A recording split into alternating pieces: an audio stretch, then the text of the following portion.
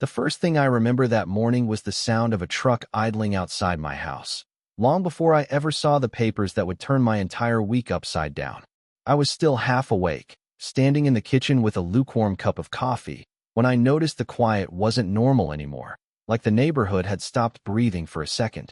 My name is Ethan Carter. I'm a 42-year-old civil engineer, and I've lived in Willowbrook Estates long enough to know when something feels off, even if I can't explain why yet. That morning, I stepped onto my front porch and saw a white HOA vehicle parked near the edge of my driveway, the engine running, exhaust mixing with the damp smell of cut grass. Margaret Thornwell wasn't inside it yet, but I already knew she was involved, because nothing moved in that neighborhood without her approval. At least that was how she operated. She was the HOA president, always dressed in that unmistakable fuchsia suit, always acting like every sidewalk, fence line, and mailbox belonged to her personal checklist. I remember thinking I should have ignored it, gone back inside, and just finished my coffee before work, but something about the way that truck sat there kept pulling me back. A man in a reflective vest was walking slowly across my side yard, holding a clipboard, pausing every few steps like he was measuring something I had never agreed to measure. When I asked him what he was doing, he didn't look surprised, just nodded toward my house like it was already part of a plan I hadn't been invited into. He said it was a community access review, nothing serious, just routine, but the way he avoided eye contact made the words feel heavier than they should have. I went back inside and checked my email, and that's when I saw the first notice sitting there, already time-stamped from earlier that morning, even before I had seen anyone outside. The notice referenced a boundary adjustment tied to my property line, except the map attached showed a section of land I had never once agreed was part of any shared access route. My chest tightened a little as I read it again, slower this time, because engineers don't like surprises in legal documents, especially ones that involve land measurements. I called my mortgage advisor out of habit more than necessity, just to confirm I wasn't missing something obvious, and the long pause on the other end didn't help. Outside, I could still hear the faint sound of footsteps on gravel, steady and unhurried, like whoever was out there had no reason to rush at all. When I stepped back onto the porch, the clipboard man had already moved farther down the yard, marking something near the fence line that I was almost certain wasn't part of any recorded easement. That's when I felt the first real discomfort, not anger yet, just that slow realization that someone had already started a process I didn't know existed until it was already in motion. I stood there for a moment longer, listening to the hum of the truck and the distant sound of a lawn sprinkler turning on somewhere behind the neighbor's house, trying to piece it together logically. Then my phone buzzed again with a second notice, this one addressed not just to me, but to an entity name I had never seen attached to my property before. I did not read that second notice right away, not completely at least. I just stood there in my kitchen holding my phone, letting the screen dim and light up again without touching anything. Like if I gave it a few more seconds it might somehow make more sense. Outside, the sprinkler kept clicking on and off in a steady rhythm across the neighbor's yard, and I remember thinking how normal everything still looked, which somehow made the email feel worse.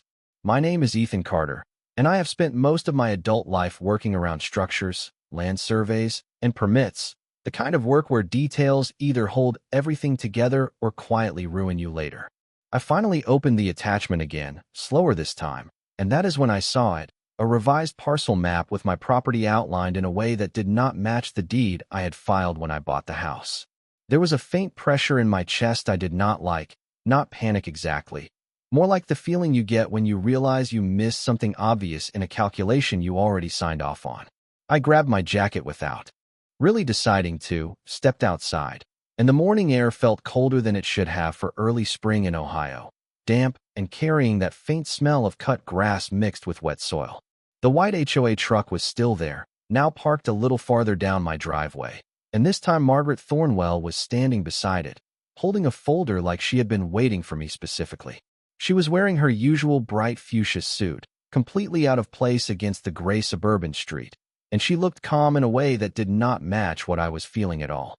She did not wave or smile at first, just tapped the folder against her palm and said my address like she was confirming a routine appointment instead of standing on my property line. I remember hesitating before answering her, not because I did not have words, but because I was trying to understand how she was already here before I had even processed the email fully. She told me there had been a clerical update in the community access records, something simple, nothing to worry about, just standard realignment based on historical usage patterns. I asked her, probably more sharply than I intended, what historical usage she was talking about, because I had lived here for 6 years and had never once shared my driveway or yard with any public route. She smiled slightly at that, not warmly, more like she was humoring a misunderstanding, and said sometimes records lag behind how communities actually function. There was a long pause after that, just the sound of a distant lawn mower somewhere 2 streets over and the faint rustle of papers in her folder. I could feel my patience thinning, but I also felt something else underneath it, a kind of uncertainty I did not want to admit, because engineers are supposed to trust documents more than instincts. She handed me a printed copy of the updated map, and I noticed her fingernails were perfectly polished, tapping lightly on the corner as I scanned the lines that did not align with anything I had on file. I told her I needed to verify this with the county recorder, and she nodded like that was expected, even encouraged, as if she already knew what I would find or would not find. As I turned back toward my house, I heard her say something about scheduled compliance review next week, but the words blended into the background noise before I could fully process them. And that was the moment I noticed, tucked behind the main document, a second page I had not seen before, listing my property under a different designation that I had never heard used in any official context. I did not sleep well that night, not because anything dramatic happened, but because my mind kept circling back to that second page I had seen tucked behind the map, the one that labeled my property in a way that did not exist in any record I had ever worked with before. I remember lying in bed staring at the ceiling fan moving slowly in the dark, listening to the faint sound of traffic from the main road a few blocks away, and trying to convince myself it was just a clerical error, something that would make sense once I saw the official records in the morning. My name is Ethan Carter, and I have always trusted systems more than people, because systems usually have rules that either hold or they do not. There is rarely anything emotional about them. By sunrise, I was already in my truck, coffee in a paper cup from a gas station still too hot to hold comfortably, the smell of burnt beans filling the cabin as I drove toward the county records office. The air outside had that early morning chill that makes everything feel slightly sharper than it should, and the windshield kept fogging at the edges no matter how high I turned the air vents. When I arrived, the building looked exactly like every other county office I had ever been in, beige walls, fluorescent lights, and a quiet that felt heavier than it should have for a place where legal ownership was supposed to be recorded. I stood in line behind 2 people arguing softly with the clerk about property tax assessments, and I remember thinking how small everything felt in that moment compared to what I was holding in my hand.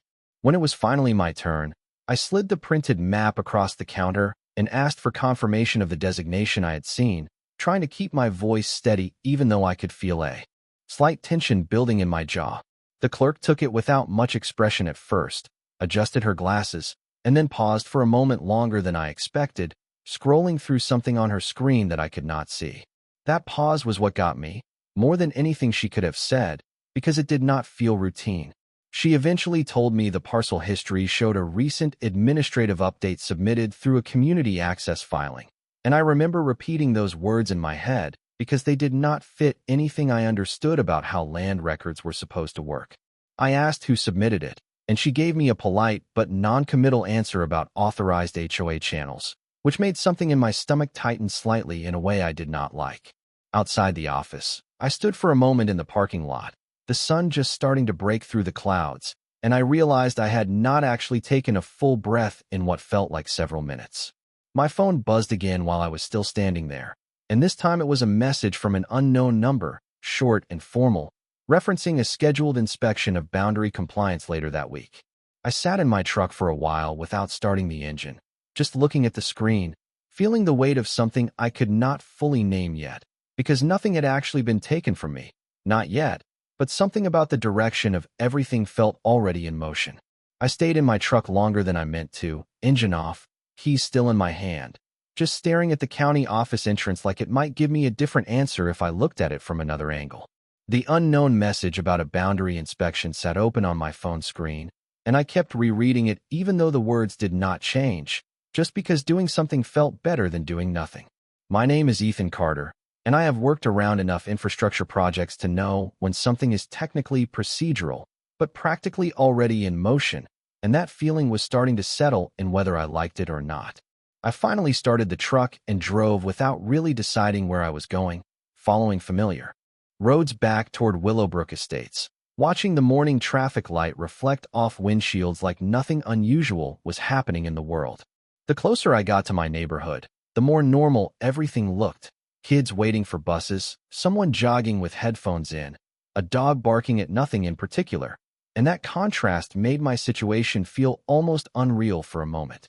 When I turned onto my street, I saw a small cluster of vehicles near the HOA common area, including the same white truck from earlier and a second car I did not recognize, parked too neatly to feel casual. I slowed down without thinking and felt that uncomfortable mix of hesitation and curiosity that makes you both want to leave and also want to understand more before you do. Margaret Thornwell was standing near the sidewalk in that same fuchsia suit, talking to two neighbors I vaguely recognized, holding a folder open like she was explaining something routine and completely harmless. I parked farther down the street than usual and walked back slowly, noticing how the air felt warmer now, heavier, like the morning had already moved on without me. As I got closer, I caught fragments of the conversation, words like alignment, community access, and standard update, spoken in a tone that made it sound like none of this required concern. One of the neighbors glanced at me as I approached, then looked away quickly, which was not unusual in HOA conversations, but today it felt different, like I had arrived in the middle of something already decided. Margaret noticed me and smiled in a way that did not match the situation, then closed the folder slightly and asked if I had reviewed the updated compliance notice, as if it was something I was simply late in reading rather than something that changed the shape of my property. I told her I had seen enough to raise questions, and there was a brief silence after that, just long enough for the sound of a lawn mower in the distance to feel suddenly very loud. She nodded slowly, then said the word clarification like it solved everything, explaining that the adjustment was part of a broader corridor review affecting multiple properties in the subdivision. I asked her who initiated it, and she did not answer immediately, just shifted her weight slightly and looked past me toward the street like the answer was somewhere out there instead of in front of us. That pause again, the same kind I had heard at the county office, and I realized I was starting to recognize it as a pattern rather than coincidence. She finally said it came through authorized community channels, and that I should not worry because nothing physical would change without proper notice, but the wording did not match the map I had seen or the designation on my records. I felt my phone vibrate again in my pocket, but I did not look at it this time, because I already knew it would be another message I did not fully understand yet, and for the first time I started wondering not just what was happening, but how many steps ahead of me it had already gone. I did not go back inside right away after that conversation. I just stood there on the sidewalk watching the small group slowly break apart like nothing important had just happened, but my instincts were not letting it go as easily as everyone else seemed to. My name is Ethan Carter, and I have spent enough years reviewing land surveys and municipal plans to know that when people repeat the same vague phrases too consistently, it usually means they are either hiding uncertainty or protecting something they do not want questioned directly. Margaret Thornwell eventually turned away first, still holding that folder against her chest like it mattered more than the conversation we had just finished, and I remember noticing how calm she looked compared to how unsettled I felt, which bothered me more than I wanted to admit.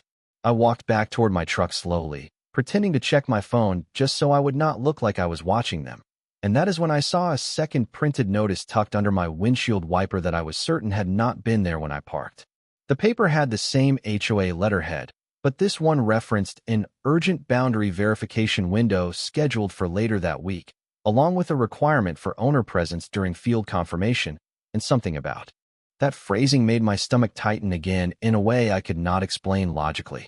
I sat in the driver's seat for a while without starting the engine, reading it twice, then a third time, because part of me kept hoping I was missing something simple, like a standard procedural notice that I was overthinking. Outside the window, a neighbor walked past pushing a stroller, glancing at my truck for half a second before looking away, and that small moment of normal life somehow made everything feel more disconnected, like I was standing slightly outside of the version of reality everyone else was in. I finally started the engine and drove home, but instead of going inside, I stayed in the driveway, engine idling, just staring at my own front yard like I was seeing it differently for the first time. There was a faint breeze moving through the trees near the property line, and I remember thinking about how often I had walked that exact boundary without ever questioning it, trusting the original survey markers the same way I trusted every other certified document I had ever worked with. A few minutes later, my phone rang, and I almost did not answer it, but something about the timing made me pick up anyway, only to hear a calm voice from the county recorder's office asking if I had received any recent HOA correspondence regarding access designation changes.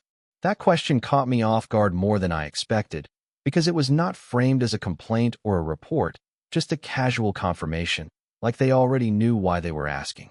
I asked what they meant by designation changes, and there was a short pause on the line before they said my parcel had been flagged under a community access overlay review pending final validation, which was not terminology I had ever heard used in this county system before. I wrote it down on a folded receipt from the gas station without thinking, pressing the pen harder than necessary, and I could feel a slow frustration building underneath my confusion, not loud, just persistent. When I hung up, I stayed in the truck a little longer, watching the HOA common area across the street where I could still see movement near the sign-in table. They had set up, and I realized that whatever this was, it was no longer just paperwork sitting in my inbox. It was already happening in real time whether I understood it or not, and I had the uncomfortable feeling that I was about to find out exactly how far it had progressed before I ever even noticed it started. I drove to the county office again that afternoon, even though I told myself I should wait, because something about the way the words overlay review kept showing up in every document was starting to feel less like coincidence and more like pressure building in a direction I could not see yet. My name is Ethan Carter, and I have always been the kind of person who trusts paper trails more than conversations. But that day, even the paper trail was starting to feel like it was shifting under me in small ways I could not quite pin down. The parking lot outside the building was almost empty except for a maintenance truck idling near the side entrance, its engine vibrating softly in a way that made the silence around it feel heavier than it should have been. Inside, the fluorescent lights had that familiar uneven hum, and I remember standing at the counter waiting for the same clerk again, noticing how she avoided eye contact for just a second longer than last time before asking what I needed. I placed the updated map and notices on the counter and asked for everything they had on the so-called community access designation tied to my parcel, trying to keep my tone neutral even though I could feel my patience thinning underneath it. She pulled up records slowly, scrolling with a rhythm that felt intentionally calm, and I found myself watching her hands more than the screen because I was trying to read her reaction instead of the data. After a long pause, she said the designation had been submitted through an HOA administrative channel that routed directly into a county review queue, and I asked her again, more directly this time, how an HOA could modify land classification without an owner-initiated filing. That question made her pause again, not dramatically, just enough for me to notice it was not something she answered often, and she finally said that. Certain community-governed overlays had procedural exceptions depending on historical access agreements. I remember repeating that phrase in my head, historical access agreements, because it sounded like something that should have been attached to a conversation I was never part of. She printed out a second sheet, sliding it across the counter without looking at me, and that is when I saw Margaret Thornwell's name listed under a verified submitter authority field, which made my stomach tighten in a way I did not immediately have words for. I asked if that meant she had legal authority over my parcel, and the clerk quickly corrected herself, saying it was not ownership authority, just procedural initiation access, but the distinction did not feel reassuring. Outside again, the air felt slightly warmer, and I stood near my truck for a moment just holding the papers, watching a couple walk past without noticing me at all, talking about something completely unrelated like weekend plans or groceries, and that normality felt almost disorienting. My phone buzzed again before I even got inside the truck, this time with a message from Margaret herself, short and formal, reminding me that boundary verification would require on-site confirmation within 48 hours and advising me not to interfere with scheduled review personnel. I sat there reading it more than once, not because I did not understand it, but because I was trying to understand how a neighborhood conversation had turned into something that felt like procedural momentum I was no longer fully part of. The engine was still off, but I could hear the faint sound of tires rolling across gravel somewhere behind the building. And for the first time, I realized I was not just trying to understand what was happening anymore. I was trying to figure out how many steps had already been taken without me before I even realized there was a path forming. I did not sleep much after that last message, not because anything new happened overnight, but because my mind kept replaying the same phrase, boundary verification within 48 hours, like it was slowly becoming a fixed point I could not move away from. My name is Ethan Carter, and I am used to working with schedules and field plans that make sense on paper, but this felt different, like I was watching a process unfold that I had not actually agreed to participate in.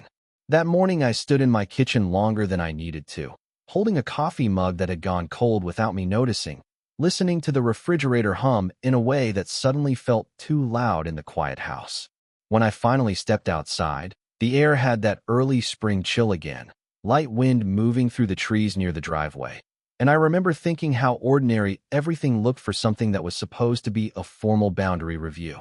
I drove slowly back through the neighborhood, noticing small details I had ignored before, like a temporary flag marker near the curb I was almost certain had not been there the week prior, and a faint set of tire tracks cutting closer to my property line than usual. When I turned onto my street, there were already 2 vehicles parked near the edge of my yard, one county-marked SUV and the familiar white HOA truck, both positioned in a way that made the space feel smaller than it actually was. Margaret Thornwell was standing between them in her bright fuchsia suit, holding the same folder I had seen every time this situation escalated. And this time, she was not alone. A county surveyor stood beside her with equipment laid out on a tripod, adjusting something slowly while avoiding conversation, and I could feel my stomach tighten before anyone even acknowledged me. I parked halfway down the street and walked over, trying to keep my pace normal, though I could feel my attention narrowing on every small movement they were making. Margaret greeted me like this was a scheduled meeting I was simply late to, and she gestured toward the surveyor as if introducing a routine process already in motion. The surveyor asked for confirmation of property reference points, and I handed over my deed copy, watching him compare it against a printed overlay map that looked too clean, too recently updated compared to what I had on file. There was a moment where he paused slightly longer than expected, adjusting the map angle. In the light, and I noticed for the first time a faint mismatch between the physical markers in my yard and what was being shown on his paperwork. I asked him directly if the markers had been updated recently, and he said they were working off a revised administrative boundary layer provided through county intake, but his tone carried a hesitation that did not match the confidence of his words. Margaret stepped in immediately, explaining that this was simply a clarification of historical access alignment. But I caught the way she avoided looking directly at the surveyor when she said it, which did not go unnoticed. I remember feeling a slow pressure building behind my thoughts, not anger yet, more like the uncomfortable realization that I was standing inside a conversation where everyone else seemed to already understand the outcome except me.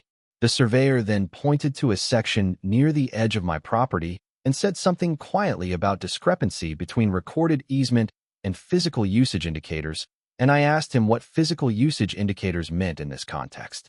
He did not answer immediately, just adjusted his clipboard and looked back at the map again. And in that silence, I felt the entire situation shift slightly without anyone actually saying anything new. That is when Margaret finally closed her folder halfway and told me we should wait for final confirmation from the county review office. But as she said it, I noticed another vehicle pulling up slowly behind the others, something I had not been told about in any of the notices so far. And I remember thinking that whatever this process was, I was no longer being invited to observe it from the beginning. I was already standing somewhere in the middle of it without knowing how far it had progressed before I arrived.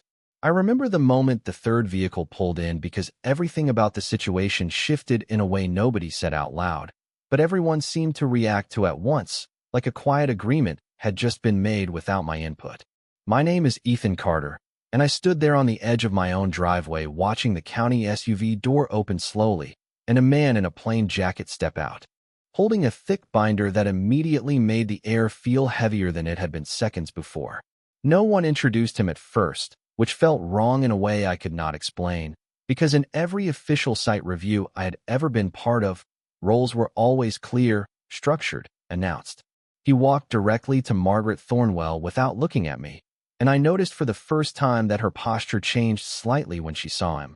Not fear exactly, but recalibration, like she was adjusting her tone before speaking. I stayed back near the curb, pretending to focus on the survey markers, but really watching the exchange unfold, trying to understand why a simple boundary verification suddenly needed someone new arriving without notice. The man opened the binder and pointed to a page without saying a word, and Margaret nodded immediately, which was the first time I had seen her respond to someone instead of leading the conversation. I stepped forward and asked what was changing, and the man finally looked at me, not unfriendly, just distant, like he had already been briefed about my questions before I even asked them. He said there had been a discrepancy flagged between recorded parcel access data and infrastructure planning overlays tied to a utility corridor revision, and I felt something in my chest tighten because that language was not HOA language, it was engineering language.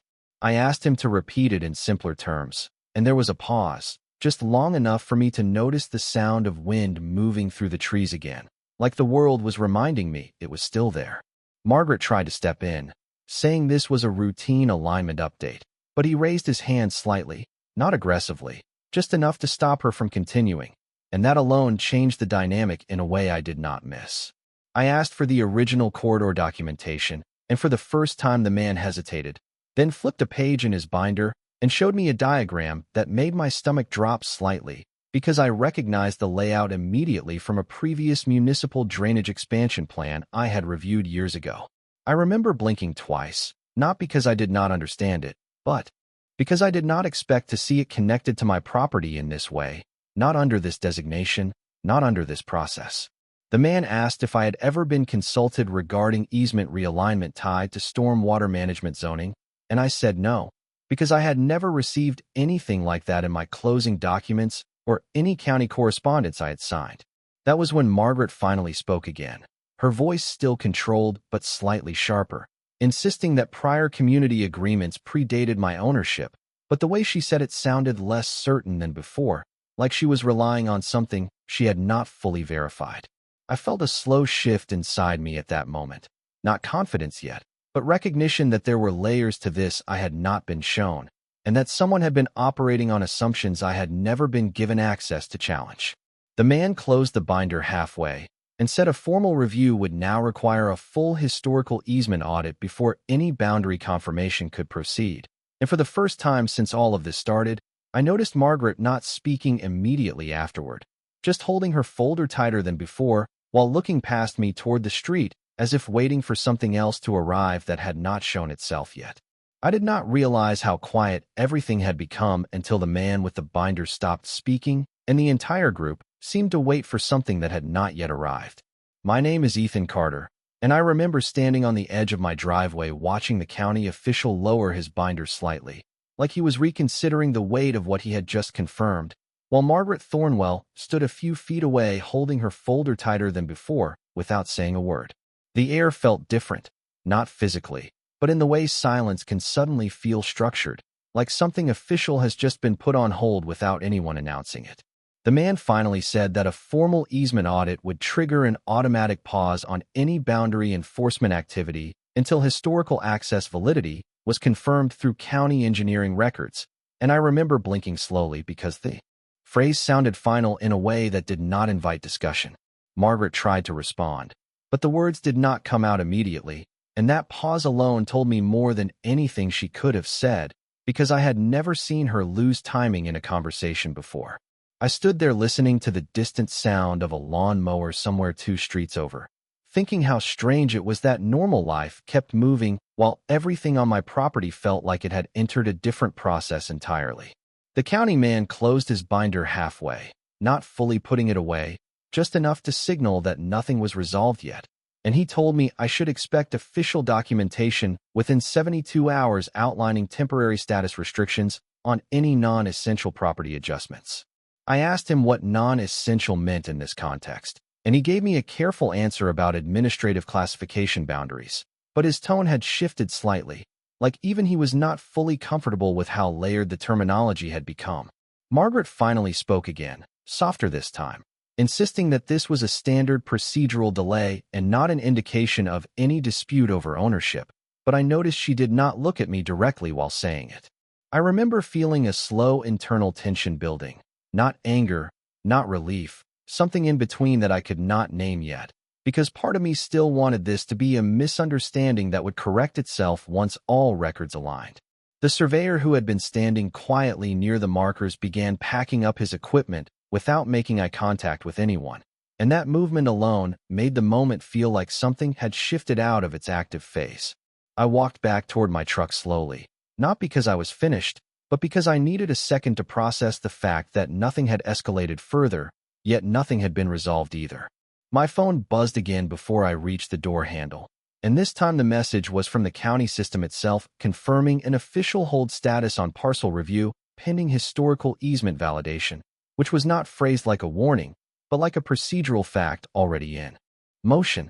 I sat inside the truck for a long time without starting it, just holding the phone, feeling the strange weight of a situation that had not taken anything from me yet, but had already stopped behaving like something I could ignore. Outside, Margaret Thornwell was still standing near the sidewalk speaking quietly with the county official, but now the conversation looked different, less like instruction and more like adjustment, as if the direction of the entire process had subtly changed without announcing when or why. I finally started the engine and looked back at my property line, noticing for the first time how many small markers had been placed along it that I had never paid attention to before, and I realized I was no longer trying to figure out what was happening. I was waiting to see what part of my reality would be redefined next.